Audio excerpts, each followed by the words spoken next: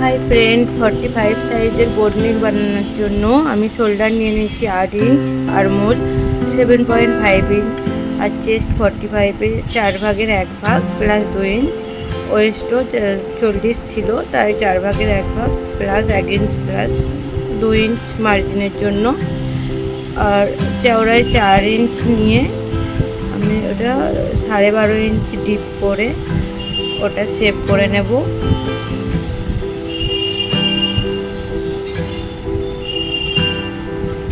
গলার লম্বাটা 3.5 ইঞ্চি দাগ কেটে দেখো বোট নেক ডিজাইন শেপ বানিয়ে নেব। এটা সবচেয়ে সহজ বোট নেক ডিজাইন, কিন্তু অনেকের অনেক ডিপ সাইজের বেশি সাইজের জন্য অসুবিধা হয়। এইভাবে নিয়ে নেবে, দেখবে শোল্ডার আর্মোর কোনো প্রবলেম হবে না।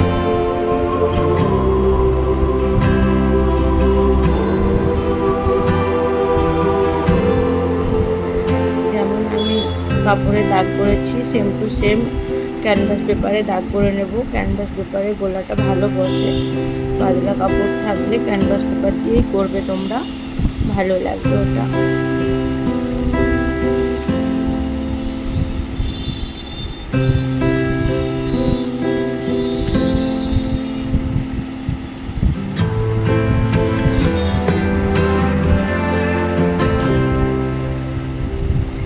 এক ইঞ্চির মতো এক্সট্রা রেখে আমি ওটা শেপ দিয়ে কেটে নেব।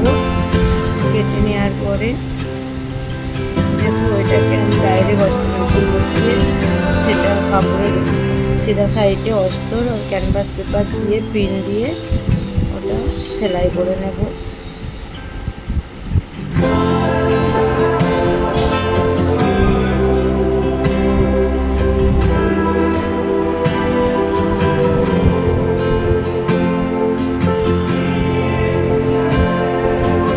নিচের দিকটাও সেলাই করে নেব। এবার কাটিং করে পায়েতে মেরে দেবো, তো শেপটা চলে আসবে।